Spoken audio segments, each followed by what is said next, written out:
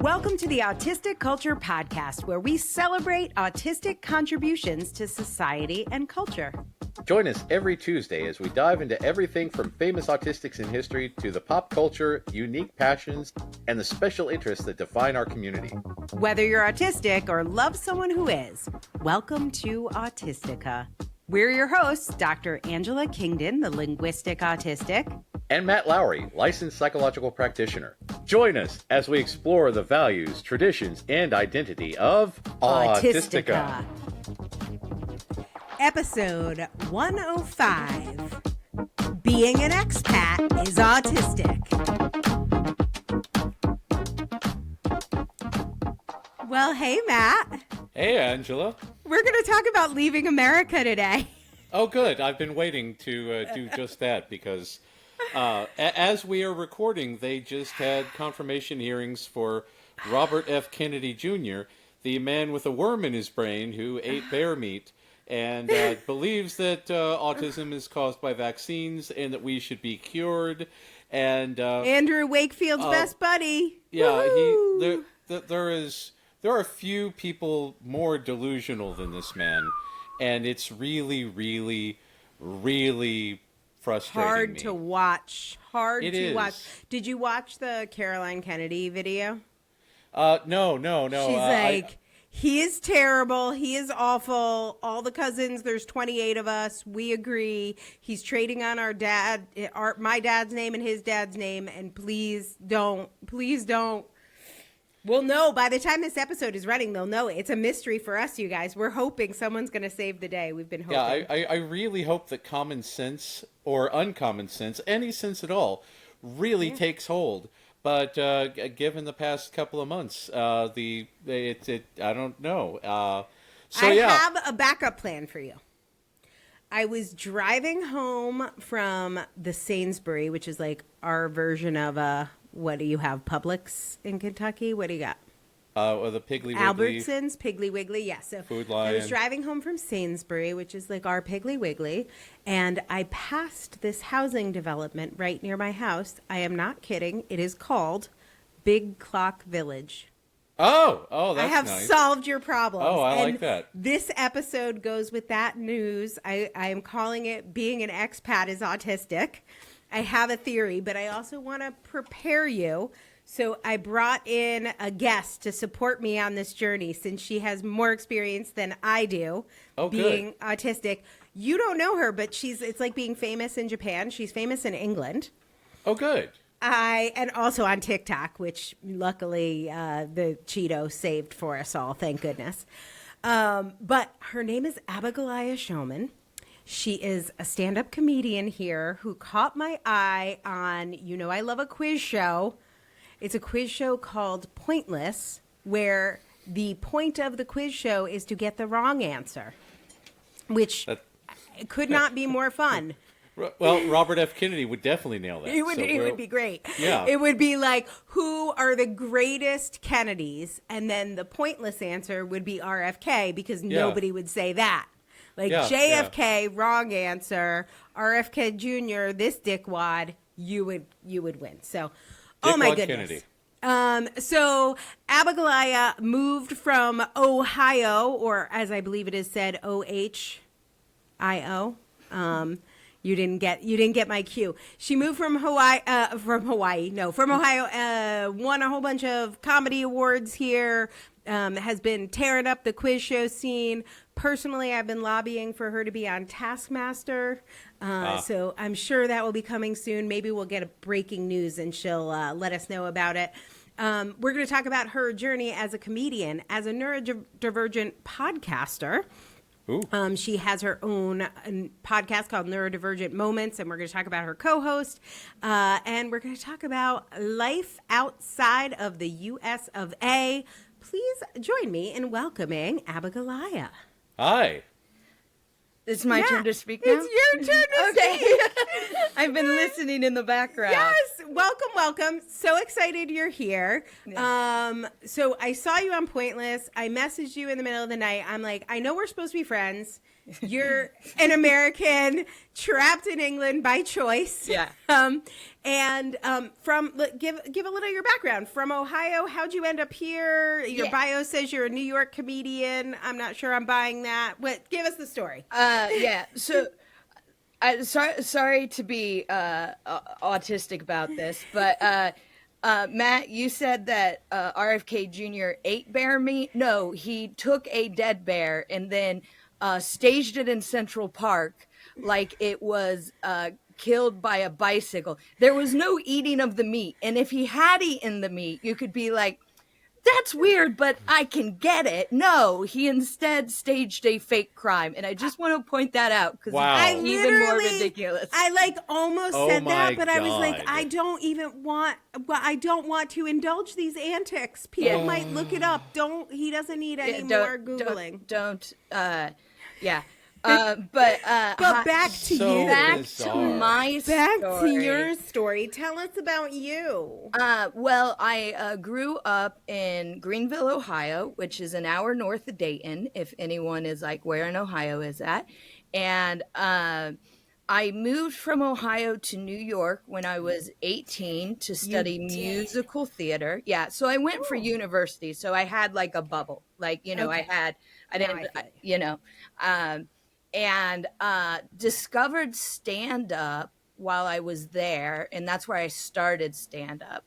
That's rough. That is hardcore, but you didn't know any better. When you were like 18, you're like, whatever. Yeah. What could go wrong? I started stand-up somewhere in my early 20s, maybe like 21 or something like that, maybe 22, I can't quite remember. But it is funny because people are like, how do you handle the British audiences? Because they're so much harder than American audiences. I'm like, you didn't come up in the New York open mic scene. I am bulletproof. I have had years of people not laughing at me. Are you kidding me? A polite smirk. I'm killing it. So that's where I started stand up.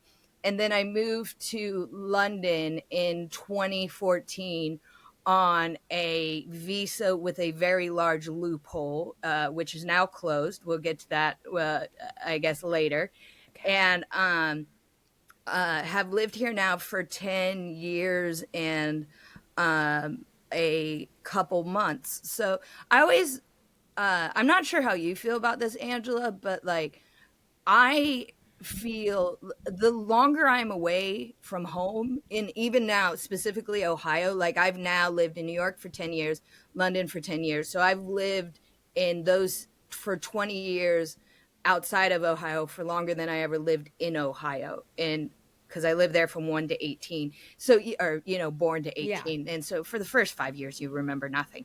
But I feel more American and more Midwestern living in the UK than I think I ever would be if I still lived in America. Like, I'm just constantly aware that I'm just slightly different. American.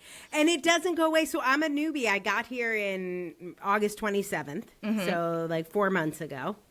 And I was hoping you would, I was hoping you'd tell me that would go away. But I have seen your stand-up. We're going to talk about your stand-up show and your TikTok channel, which everyone has to watch. But I'll probably laugh harder because it's just basically my life.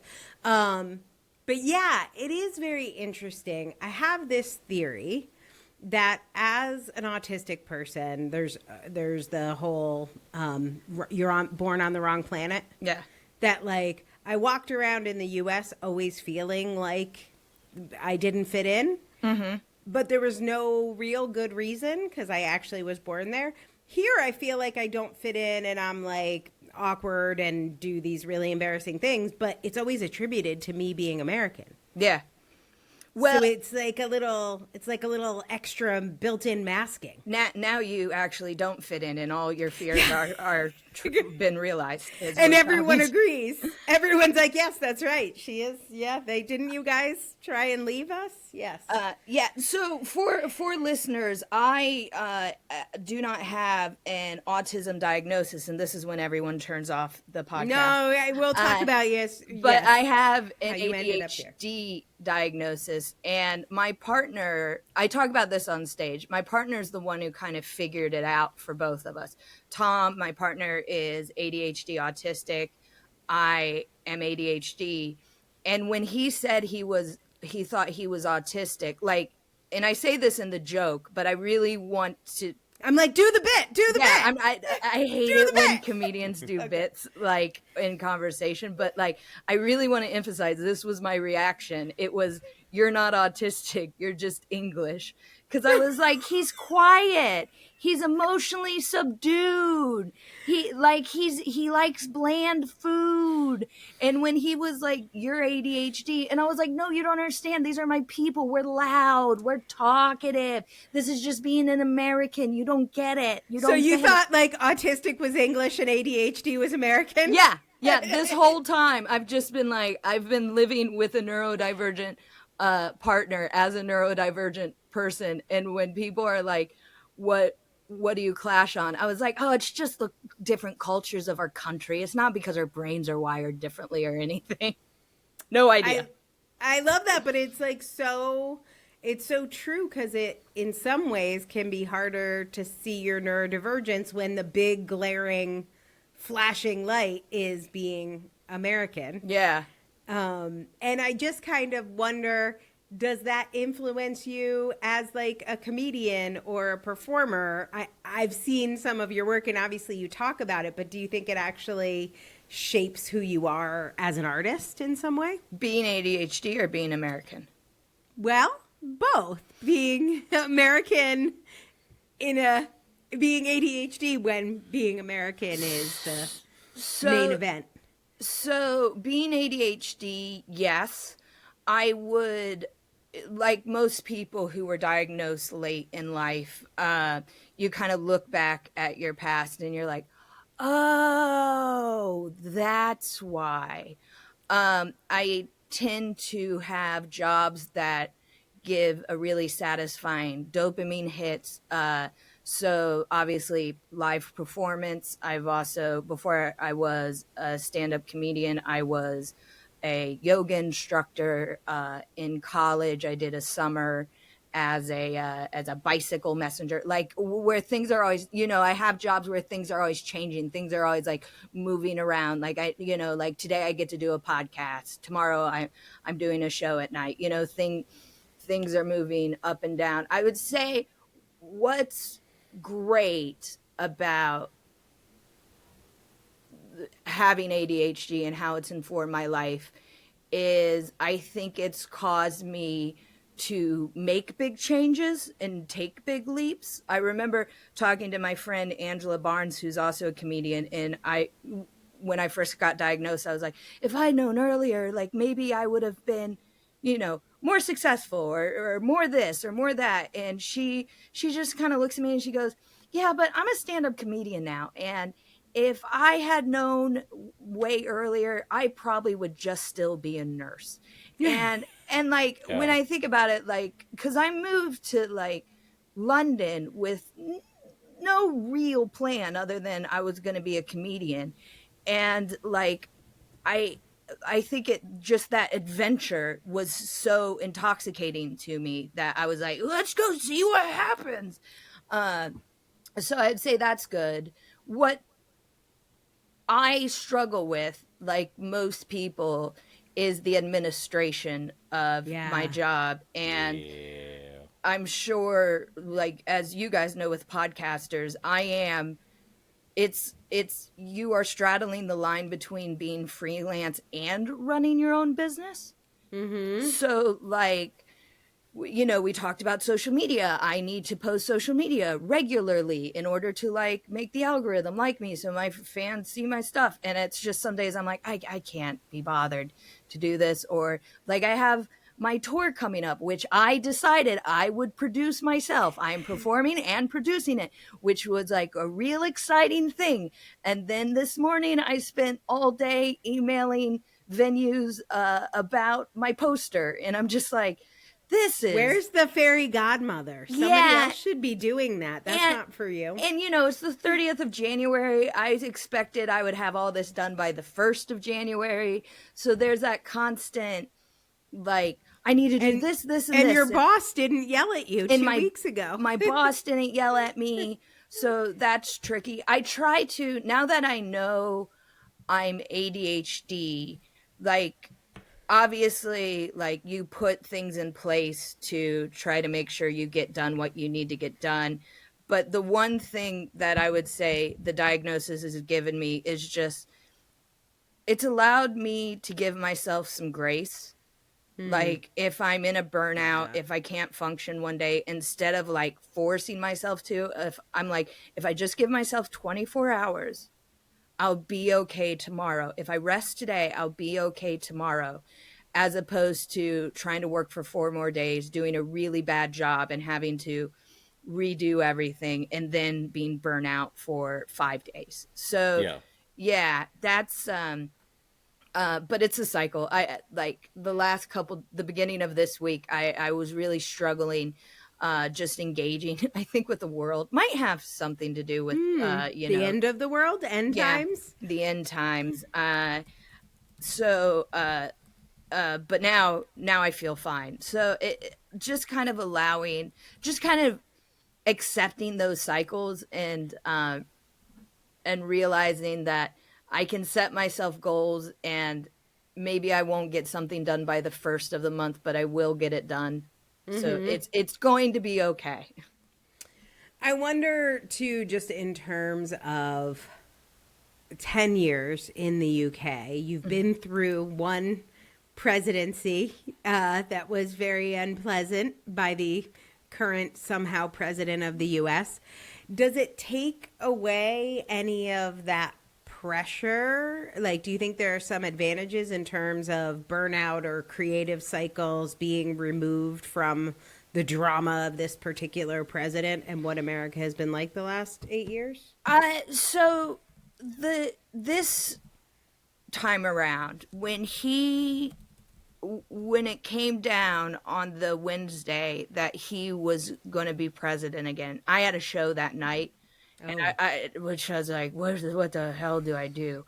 And I remember walking into the club just being like so pissed and just like, and the promoter was like, oh, you'll be fine. It won't affect you and that much. And I was like, I have freaking family over there. As Matt and I discussed, we both like, my family lives in the Louisville area.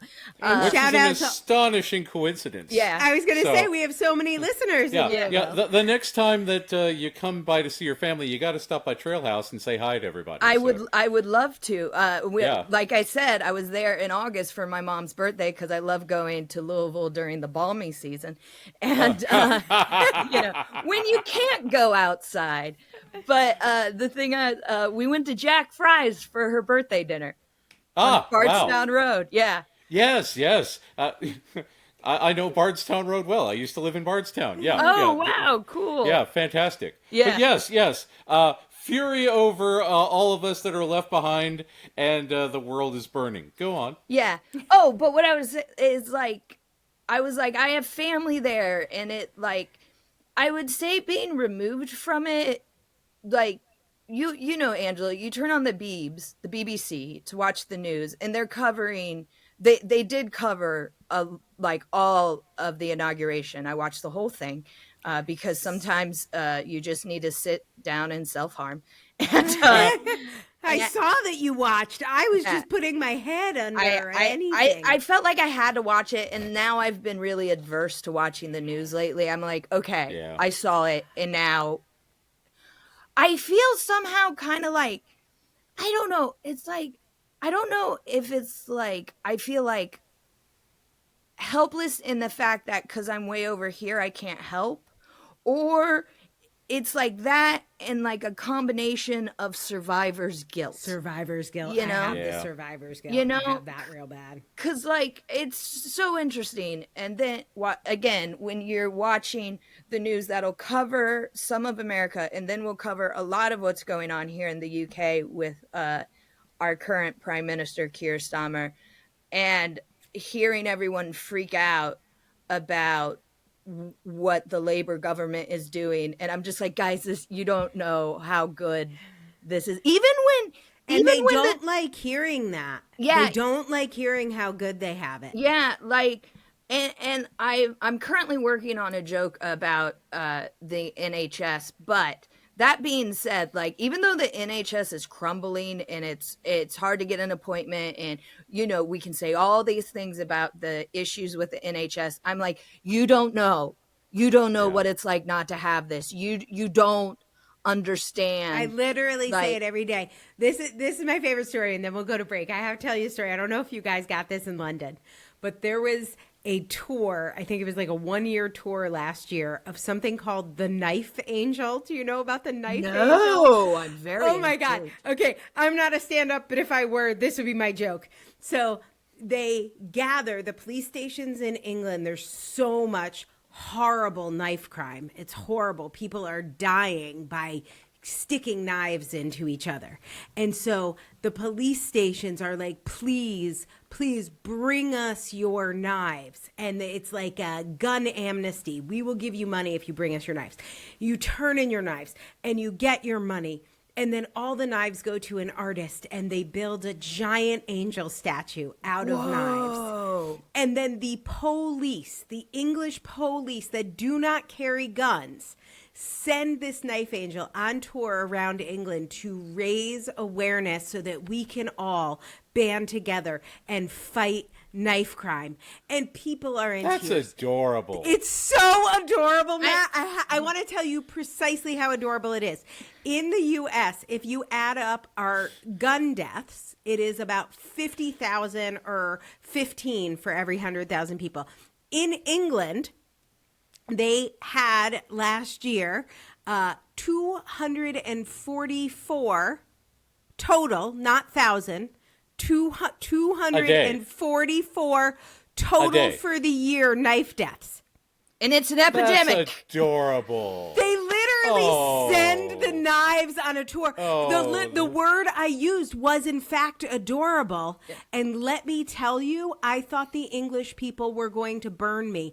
I took pictures. I kept telling them how adorable it was. Yeah. They were going to come and kill me because they are so with a knife, worried. No less. They were going to kill me with a knife. And I was like, what a fantastic problem. I am so committed to solving 100% of knife crimes in UK. I'm going to dedicate my life to it.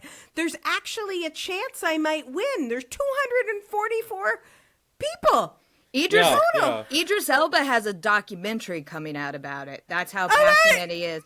And like, yeah, I like that you guys, your reaction is adorable, because that's always my reaction. I'm like, I wish we had knife crime, like, which is like, and I don't want to sound because the English people get really mad. They're really worried about violence is bad. I don't want to, like, I am sounding insensitive, but like, I know we are. Like, they have no idea. You don't know. Like, I have a niece who's 5 and has shooter drills in her school. Like, you don't. Yeah. And for Christmas, you considered getting her a bulletproof backpack because it might be an upgrade. Yeah, it's just, it's what I find so, I think, adorable about the whole thing is that the UK takes it so seriously, and it's so heartening. Like, there was a horrible, for those of you guys in America, you won't have known about this, but this made national news. The Taylor Swift thing? Not the Taylor Swift thing, the crossbow shooting. Oh, I don't know about this. Okay, so this family, these like 3 women were murdered via crossbow outside. The fuck? Yeah. Outside their house, and it was targeted. The man knew him. It's very horrible. And but a crossbow. And I was talking to an American friend about it, and who lives here in the UK, and he was like, you know what's cool about it though? Like, now they're going to pass legislation about crossbows immediately. Like, we can't immediately. They're like, we can't have this. Think No of more how many Chewbacca people cosplay. could die. Right. Oh my God. Banning oh my God. the Wookiees. We gotta go to break. But I could talk about this all day. We're gonna come back and we're gonna talk about comedy and your podcast. Abigoliah Schamaun, thank you so much. We'll be back in a second. Let's take a break.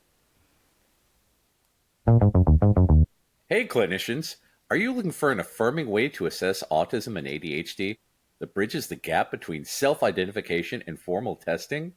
NeuroPebble's diagnostic assessment training for master's level clinicians is here to help you confidently navigate assessments.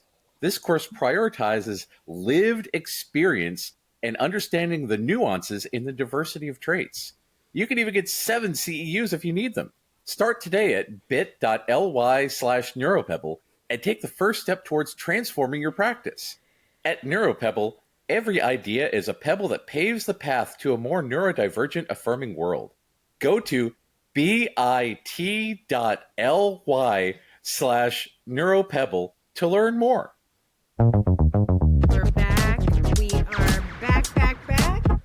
And this is Angela Kingdon, your expat host. I'm very excited to be an expat. Matt is representing America today, and we are ganging up on him 2-on-1. Ohio native, New York comedian, Londoner, funny woman of the, I don't know, decade, century, maybe it was the year. Finally, very funny woman, Abigoliah Schamaun, is here with us. And we have been talking about being an expat and whether, in fact, it does solve all your problems to leave, or will solve all your problems to leave America. We have concluded that while it won't, you are less likely to get shot, and should you have a heart attack, you will not have a mysterious bill, and they will take care of your heart attack. You can ride in ambulances for free. They'll take a while to get to you. Yeah, like they might take, but if you're having a heart attack, they won't. Yeah,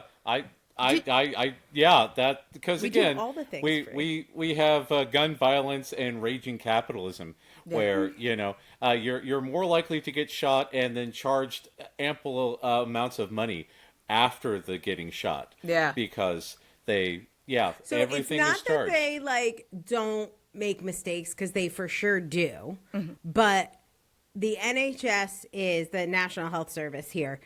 They run the ambulance. You could buy a private ambulance or something. But anyway, if you're going to them, they have to save up the ambulances for people actually having a heart attack or stroke, which in theory, hopefully they get that right.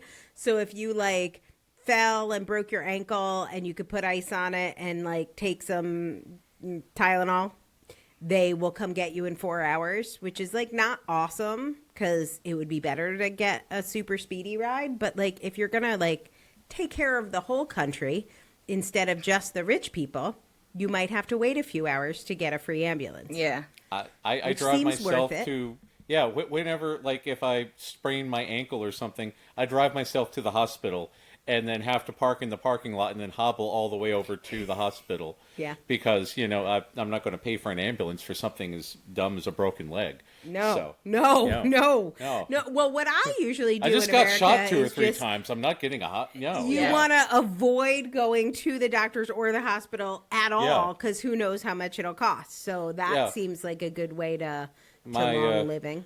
My kidney stone lithotripsy, the bill on that, I kid you not, the actual bill, $42,000. Whoa. $42,000. And I said, well, I don't have insurance. So they knocked it down to $18,000. Let me get right on it. Okay, after this, I'm going to send you a clip of a very funny American comedian named Jackie Cation. And it's basically her dad being like, you don't have to pay. She's in shock because her dad's like, you don't have to pay your medical bills. You don't have to pay him. Why don't? His reasoning, he's an old crotchety man, but his reasoning is with other things like taxes, like they'll dox your wages, they'll come and find you. He's like, they won't do anything. They won't do anything to you. It doesn't affect your credit. They won't dox your wages. The stent out. And they can't get the cast back or something. And he just goes through this thing of like, I'll just send it to you, of like taking a friend to the doctor and being like, look at him, he just had surgery, he's almost dead, he can't pay it, and he just gets everyone to knock the bill down and down and down and down, because he's like, how do you expect me? It's real. It's one of the greatest pieces of stand-up I've seen in a long time. Jackie Cation is the comedian's name. It is so hard to conceive of the amount of stress, like even if you are paying or not paying or have insurance or don't, but the amount of stress that is just gone, even with the terrible state of the NHS, and it should be so much better. And I'm also going to work to solve that with my knife crime commitments. But it's like so much better, and they have no clue. And I just find myself, my nervous system in general is so much more relaxed, like without guns and with national health care. A little emergency services here in the UK, just to share a little story. And by the way, those who are listening in the UK and are like, yeah, but the waiting times in the UK are insane. It's like awful. To get diagnosed specifically for ADHD or autism on the NHS is years long. I went private for my diagnosis, which I realize is a privilege. But one day I was in my office and I touched a live wire, and I've never done that. Now someone, I'm shocked. And someone, I called it electrocuting myself. Someone when I posted about it on social media, someone was like, actually, you didn't electrocute yourself. You shocked yourself. There's a difference. And I was like, thank you for your concern. But pedantry. But my boyfriend hears me go, ow. And he walks up. He's like, what did you do? And I was like, I touched this. And then it shocked me. And Tom was like, where did you feel it? And I was like, I felt it go into my arm and I felt it in my toe. And he was like, okay, so the current went through your body. We have to call 999. And I was like, I can't go to the emergency room. The emergency room wait times again can be hours and hours long. I was like, I have a show tonight. And Tom was like, you have to call fucking 999. And so I did.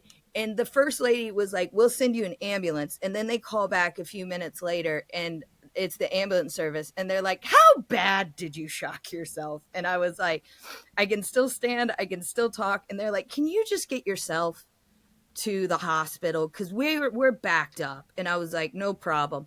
So I did go to the emergency services or the emergency room, and I'm just like so annoyed I have to be there because I know I'm going to be there for 8 hours because I'm standing, I'm talking, but my boyfriend's like, if that current went through your heart, you're going to have a problem. And because when I checked in, I said I electrocuted myself, which apparently I just shocked myself, but I electrocuted myself. I like go in and I tell him what happened. And then I go to sit in the waiting room ready to be there for like 8 hours, and my butt doesn't touch the chair, and they just go, Abigoliah Schamaun. And I was like, oh no, I'm gonna die. Like, they're never that quick. And they hooked me up to an EKG to make sure my heart was better. And apparently the test was fine, because then I had to wait for 3 hours for a doctor to be just like, what happened? But that's the thing. If you are actually dying, they're on it. That's what they're set up for. Yeah. And otherwise, you could still use all the private insurance we do in the U.S. Yeah. Like, it's not, you get both, but you get the comfort of like, oh, if I'm having a heart attack, I'm not going to die because I have no money, and neither will my neighbor. And you don't have to worry, will my insurance cover this? Like your kidney problem, you know, if you pay for insurance, this is why we have insurance in America, is to pay for it when we get sick. And then all of a sudden, it still doesn't cover half the stuff. Like your insurance doesn't pre-existing cover condition. Yeah. Instead of medical history. Yeah. Oh my God. But on a lighter note, anything else? But that was fun. I do want to talk about your podcast. Yeah. And I think you guys also have a book. I want to start by talking about your podcast co-host, because I didn't know this. I saw you on Pointless, and I should say, if it weren't already obvious, it was Celebrity Pointless. Abigoliah was not just, with the riffraff there guessing wrong answers. I saw you on Pointless. I'm like, who is this woman? She is amazing. Had no idea you were neurodivergent, but that's what we can find our people. We find our people. And then, of course, I was a huge fan of Joe Wells. So let's talk a little about your podcast, your co-host. How'd you find him? What do you guys talk about? Talk about the show. So real quick about the Celebrity Pointless rendition is called Pointless Celebrities. And again, for those listening in the UK who are like, I've never heard of Abigoliah Schamaun. They're on like season 19. The barrels run dry. They're like, see, that's why I'm thinking this is your moment for Taskmaster. Yeah. They're like, they're out of it. They get everyone else. Josh Whitacombe done. Yeah, like, now it's time for you. It's a small island in the end. And, they needed someone on a Tuesday and I was there. So Joe and I know each other through stand-up.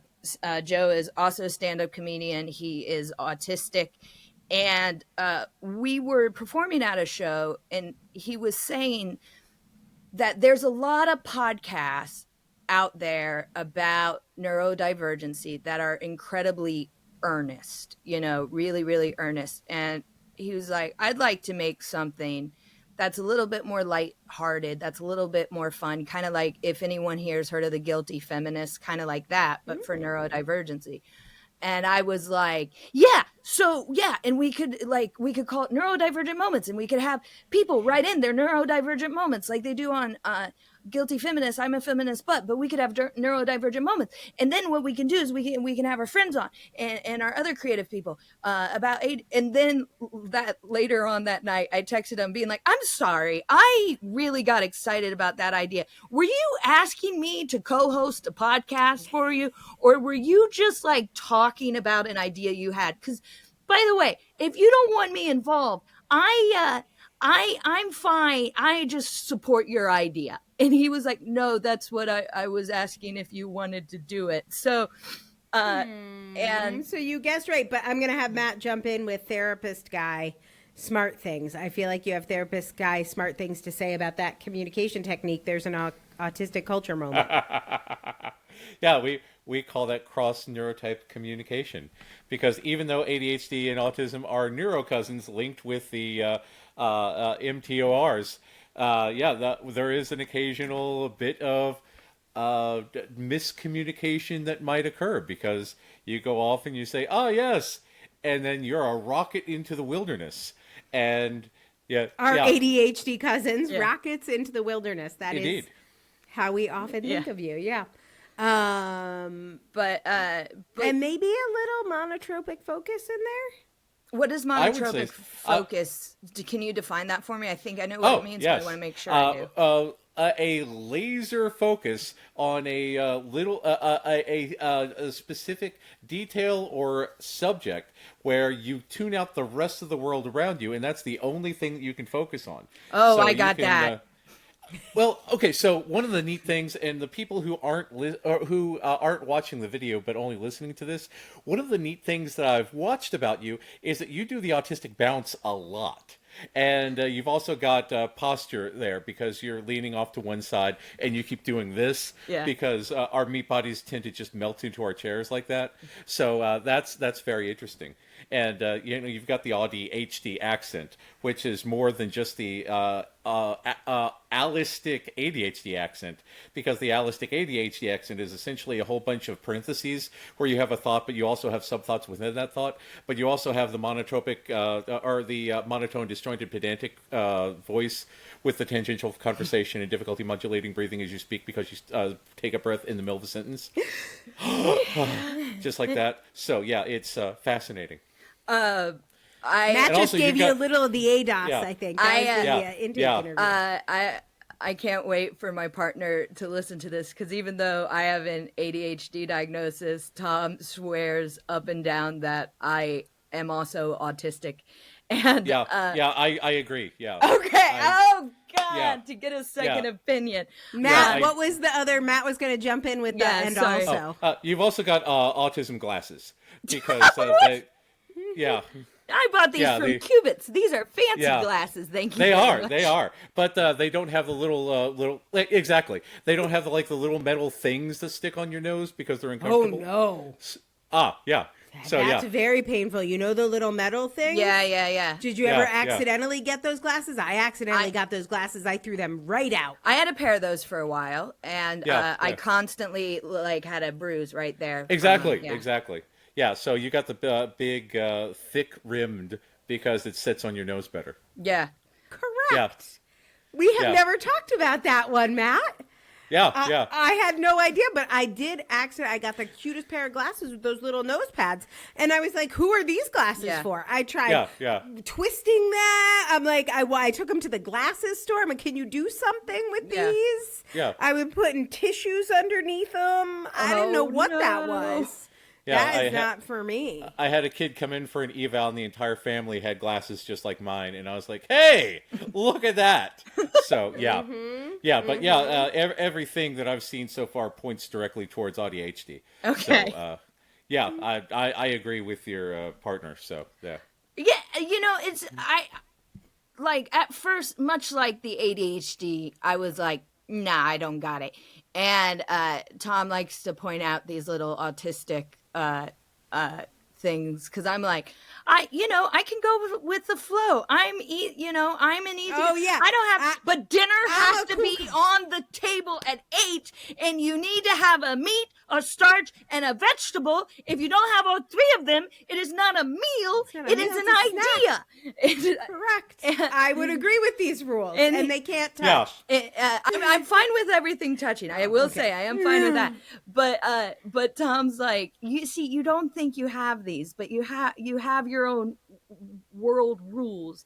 But I haven't sought out a diagnosis for autism because, and I when you're talking about the expense or the wait time for these sorts of diagnoses, depending on where you are in the world, it's like I found out I was ADHD, and it's like I needed to know that for myself. And now that I know that, also, Joe and I then started this podcast. I've talked to other neurodivergent people. It's opened up this whole world, this conversation. I get to talk to you, Matt and Angela, about it, that I didn't have access to this world. I didn't have the vocabulary. I didn't have the knowledge to research it. And that has given me so much. When it comes to spending, if I went private, another couple grand to get an autism diagnosis, in my head I'm like, well, I've already got the stuff I need. And obviously for younger people specifically, if you have a neurodivergent diagnosis, you can often get certain allowances, in school or your university or government funding for certain things. So I'm not saying it wouldn't be helpful. You can get aid, stuff like that, but I'm just kind of if I have a lot of money to throw at it, I'll go for another diagnosis. I make it sound like it's like, if I had money, I'd go on that trip. But I don't think I need it. I don't think I need that answer now, because I think I'm getting little answers without a formal diagnosis. Does that make sense? And the thing is that as a woman with a career who makes eye contact, you're very likely to be, just said, but you make eye contact and you can have theory of mind, and they will completely ignore it because that is the way that they and hold tend to a work. job and have. But if only there were some sort of all-encompassing book that had terminology and hints for living an autistic life that was coming out from the people in this podcast relatively soon in the near future. Pitching our new book. I love it when you do the advertising, Matt. You do really nice job. Nobody even notices because you just slip it in there. Segue so smooth. Yeah. Tell me about this book. I want to know about this book. Oh yeah, it's going to be really. We're doing the editing now. It talks about autistic centered therapy. It talks about the definitions of all these words that we're throwing around. It talks about like interoception, exteroception, proprioception, all of these differences in the way that we function. All these other like free tests that you can take for self-assessment. What self-assessment means, how you can look at things in a different way, being autistic, and of course, why it's important to autistic culture, because we, again, autism is genetic. There's a 92% heritability rate, and we pass it on from parent 94. to child. 94%. 94. Yeah. Sorry, had to fact check you. Indeed. 94% heritability rate. So we Wow. pass it down from parent to child, and we just we do things differently. And And there is a section in there that specifically says like you may, if you need the accommodation. I mean, you nailed it, Abigoliah. It's like you may need a professional diagnosis, but our book is called Adult Autism Home Assessment, a definitive guide to accurate and affirming self-identification. It sounds like it's perfect for your needs right now. Yeah, I will pre-order online today at the affiliate link in the There we show go. notes. Very nice. Everyone's done really good with capitalism today. We are going to do a little more capitalism as if this weren't enough of a commercial break and play another actual commercial right now. We'll be back and we will talk about what's next for Abigoliah. All right. Hey everybody, this is Angela and I have an incredible opportunity to share with you from friend of the pod and one of my favorite authors that I've had the opportunity to work with, Becca Lori Hector. Becca's book, Always Bring Your Sunglasses, is a heartfelt and honest look at life through the lens of an autistic adult, filled with insights, personal stories, and a heck of a lot of empowerment. And she is offering it totally 100% free to our listeners. All you have to do is visit alwaysbringyoursunglasses.com. That's alwaysbringyoursunglasses.com for a free copy of Becca's book. I never realized the pun in that advertisement. The lens of an autistic adult. Bring your sunglasses. Clever. That's funny. I'll tell you who I wrote like that ad is Becca Lori Hector, and I bet she knew about that pun. That's She's a funny. punny woman. She's very fun. And speaking of punny people, let's talk about your career. You've got the Legally Cheeky tour coming up.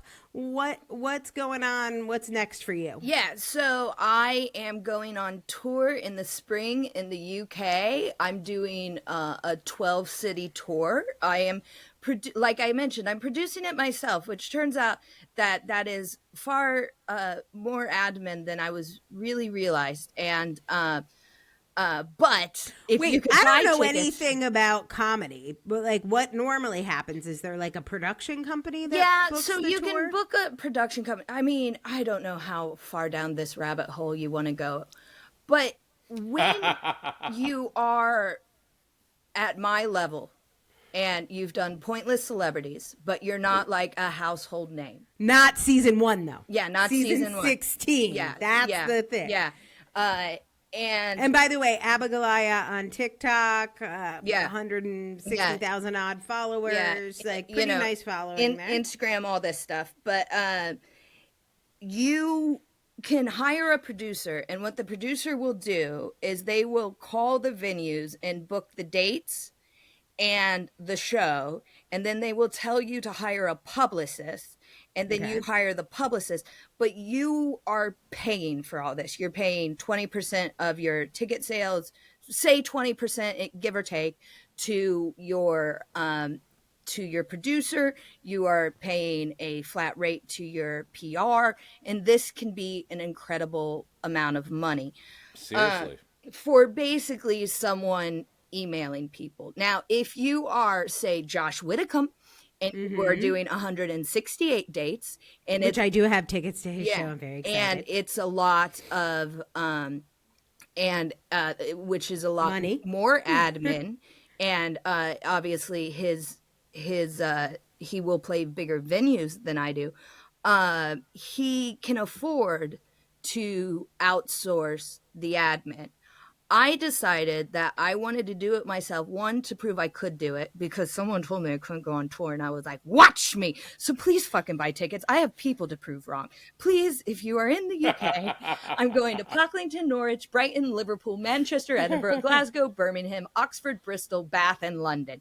Please. I'll be there in Bristol, and we're going to get our producer Simon out to the Manchester show. Awesome. So we're going to bring our people and cheer you on. Awesome. But so that's why I decided to produce it myself. And it's not a lot of work, but it's not fun work. You know, the fun work is performing the show. The fun work is writing the show. The not fun work is filling out a 5-page technician questionnaire about what I need and what liabilities of me being on stage could be. And do you also ask for Smarties with the colors separated out so you know they're paying attention? I don't, because, again, that would be more money. So I just bring my own Smarties and separate them out. But wait, do you know the story behind that? Because it was brilliant. Yeah. They actually did it for a reason. They had them separate out the brown M&Ms, not because they didn't really like brown M&Ms, because they're like, if you can't do this right, we might die. Yeah, I forget who it was. It was Van Halen? Yeah, it was some big rock. It was Bon Jovi, Van Halen. Yeah, it was someone with like pyrotechnics, like a proper rock band. Yeah. Maybe it was a Stone, someone. And it was just like, if that's done, we know everything else is done. Like, that was their way of checking the list without checking the list, which when you hear that reasoning, you're like, that's so good. Fancy. Yeah. That's whoever came up with that was autistic. I'm sure of it. Yeah. It was Van Halen. But on to not the administration part of producing a tour. Like, it's actually, it's quite empowering, I will say, because in entertainment, there's always this like idea of like, you have to have an agent, you have to have a producer, all you need, kiddos, if you're thinking about getting into stand-up or acting, all you need is someone's email, and you can do everything the agent, the producer, the fancy pants person can do. All you need is an email. I have to stress that. You can DIY it. More comedians are DIYing it now because there's less comedy on television. Obviously, social media is taken off and people are building followings on that. A agent or a producer has nothing to do with that sort of thing. All you need is an email. But I'm taking my show Legally Cheeky on tour, which I did in Edinburgh of 2022. And it is the story of how Tom and I, my partner, tried to get me a partnership visa, and the home office, and after everyone telling me this wouldn't be an issue because I'm white, I'm English speaking, I am university educated, everyone was like, you'll fucking get it. My visa was denied. You got denied. And we had to go to immigration court. And I literally lost so much sleep about that happening to me. I was so worried about not getting it. And as far as how does the story end, it's very hard to keep the stakes super high about a story about you possibly getting deported from a country while you're performing it in the country. In the country. It's very tricky. But somehow we manage, Wait, so you had said when you came in 2014, you were on a visa that doesn't exist now. I just assumed you came on a student visa. How do you... So I was on, they still exist, but I was on something called a Tier 5 creative and sports visa. And they could either be 1 year long or 3 months long. Okay. And so if you're... I was on that once because I performed at Edinburgh. Yeah. I brought a show to Edinburgh, and that was the visa I was on to do so the that's show. what you would have been on. Because of all the money we made with our Edinburgh one-woman show. Lots of as you do. And so the huge loophole, which if you talk to any stand-up comedian in the UK who is American, they'll be like, this is how I did it. The loophole was you could renew them indefinitely. And all you had to do to renew the 3-month visa was to leave the country, have a sponsor, come back in with your letter. They'd stamp your passport. You're in for another 3 months. But after Brexit, the immigration laws started to tighten. And again, I want to stress this, all my friends would be like, you'll be fine, because your visa is so specific and you aren't the droids they're looking for. And and they and now they've closed that loophole where you can't Renew it. renew it You could still indefinitely. get it. You could do Edinburgh, but you can't. Like you could come for 3 months. You could do a tour. You can even get that kind of visa up for a year, which is minimal paperwork, but you can't live here on it. Now, what I am on is a partnership visa. And in order to be on a partnership visa, you either be married or you have to prove that you and your partner, I think you still have to do it if you're married, but you have a marriage license, so it's a lot easier. For Tom and I, we have to submit every 2.5 years documents proving that we're still a couple, that we live together. So like text messages, bank statements. Did you get the letters? We got all of our family to write letters saying, Yeah. no, it's legit. Ours was complicated because we were divorced. Whoa. Wait, So I was really worried because, again, like, because did they let you in? I was already freaking here, and they tried to kick me out. Oh, I am jelly. we got more letters than you did. We had so many letters. So we're like, listen, we got a divorce, but then COVID happened and we accidentally got back together.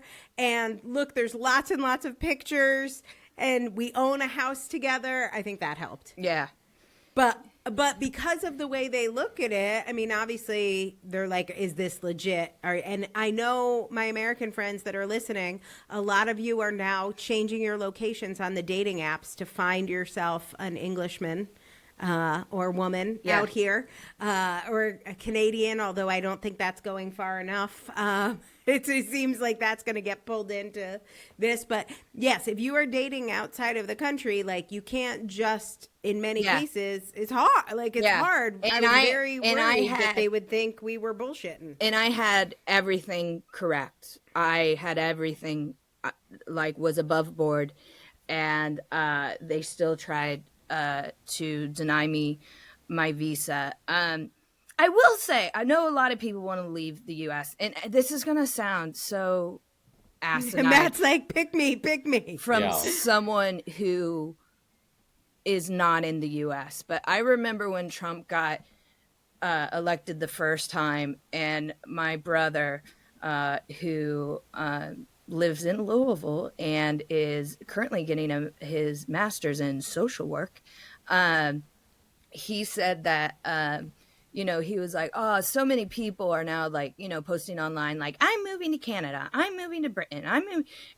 And Abe just said, I'm not leaving. This isn't his country. This is my country. And that is a beautiful patriotism right there. Yeah. Like, when we say patriotism has just been, like, dripping in negativity because the people who've claimed it are not actually patriotic people, who aren't people who care about the well-being of other citizens in their country, both here in the UK and in America. But like that sort of like, no, you can't make me leave, I'm going to stay and I am going to help out my community, is just a courage that fills me with hope and joy.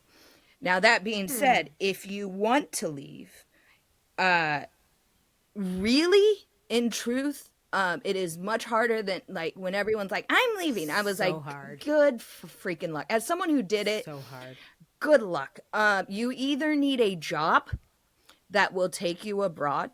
If you're in university, you could look. Which, to get a job abroad, they have to prove nobody else there can do it. Nobody else can Which do is your job. No one else hard. can do your job. You can't. If you do want to be a dentist, though, or if you are a dentist, please come to England. We need dentists. Yeah. You can get here. Yeah. We'll take dentists. It's either going to be a job. If you are young enough, you could, or if you want to go back to school, you could go through a university. I will say in the UK, because I actually looked at doing a master's program in the UK, they do not provide any scholarship opportunities for students studying abroad. You have to pay out of pocket for it. That is true Ouch. for grad school. There are some really nice scholarships now for undergrad. Like I Okay. know there's like half tuition scholarships or like home fees for Newcastle for business students. So if you look around, there are undergrad opportunities, much harder for a master's. Yeah. So, but also but cheaper. Like you're probably looking at $15,000, which is not cheap, Yeah. but it is a little cheaper. So if you were going to do a master's degree anyway and you had to pay for housing and school, Yeah. that is an option. That is an easier visa to get. And as we said, like what I am on a partnership visa. In order to be on a partnership visa, at least if you're not married, if unmarried like Tom and I, you have to prove that you guys have been a couple for, I think, 2 or 3 Yeah, it years. was like 2 or 3 years, yeah. I can't quite remember the number. And to that, and I know it's like, well, just marry someone.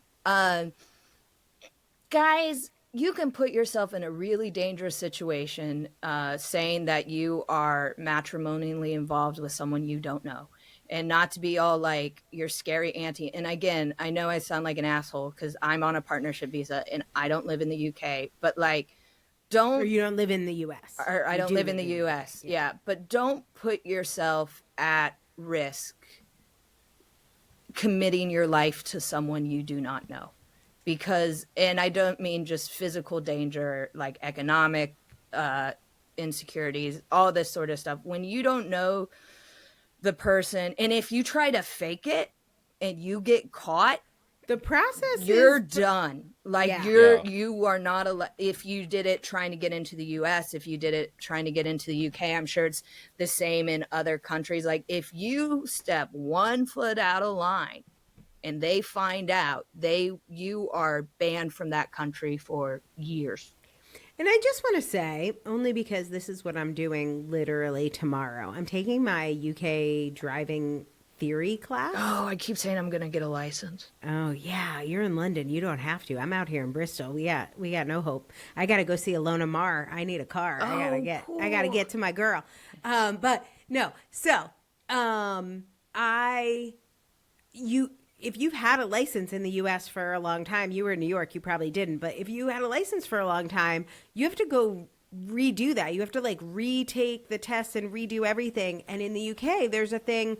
The first 2 or 3 years you have a license, if you get 2 speeding tickets, you completely lose your license. Yeah. Oh, wow.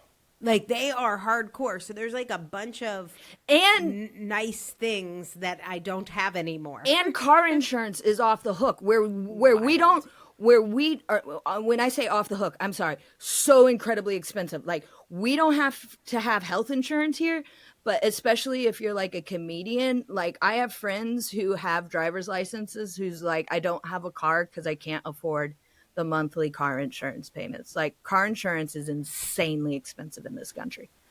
Yeah. Wow. And for good reason, the roads are very small and not made for cars. So Yeah, there's all probably- they haven't expanded the roads since the horse and buggy. yeah. Like Yeah. literally some we're not joking about this. You'll be on a country road is a 1-lane highway with curves that you can't see around a bend, and the speed limit is 60 miles per hour. It's nuts. That's terrifying. Yeah, it is. And you get all those Terrifying. maniacs driving on the wrong side. Right. Yeah. Yeah. Yeah. And that's always what freaks me out. Yeah. Yes. Well, you guys have to wish me luck. That is, Yes. So I'll share a little. My test is tomorrow, and I have been putting it off. I've been supposed to have been doing it for the last 4 months. And then this is one of my favorite productivity hacks for neurodivergent people. I just set the date, and then it made my brain decide to study. I did that for I had a no time tour. to study. Yeah. Yeah, I was going to say, you did the same thing. It's like, if I set the date, I'm going to get my shit Yeah. together and send some emails to these people on my list. Speaking of which, how can people get on your list to find out more about the tour and the U.S. leg you'll be doing in the summer? Right. In balmy Kentucky. Yeah, in balmy Kentucky. Follow me on. I'm on all social medias. I use mostly Instagram and TikTok. At Abigoliah, Abigoliah. My tour dates are listed on my website, abigoliah.com/tour. If you just go, but if you type in Abigoliah into your search engine, Not a lot of them, you guys. I'm the only one. I'll come up. Don't you worry your pretty little head about it. So, yeah, you can find me on.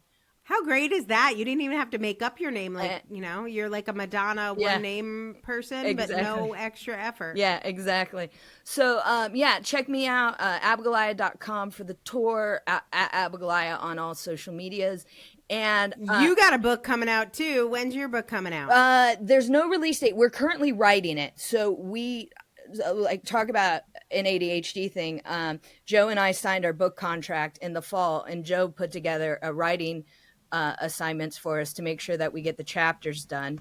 And I wrote a press release about our book contract because I was like, I want everyone to know. I need everyone to know first.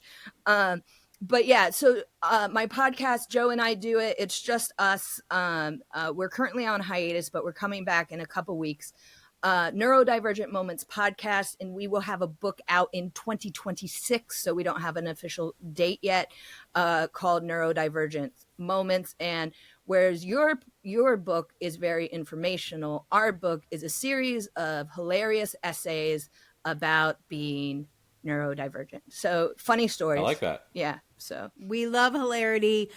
Please give Joe our condolences on having a neurotypical brother. We did hear about that. We're very sad for him. You should have him on your podcast. You guys should come on our podcast. We'll do a crossover. We'll do all four of us together. That'll be fun. All right, I gotta text Joe and tell him that you guys are booked. Tell him, awesome. We're booked. We're going to have him on the show. We can't wait. And we love you, Abigoliah. We're your biggest fans. You guys go, and if you are in the UK, go to Abigoliah's show. If you are not, go subscribe to her TikTok. What are you doing? Yeah. It's very funny. Thank you. Go get wasting your time listening to a podcast when you could be doing other things. Right? Bye, Come everyone. on, people. Bye. Thanks for having me. Have a good one.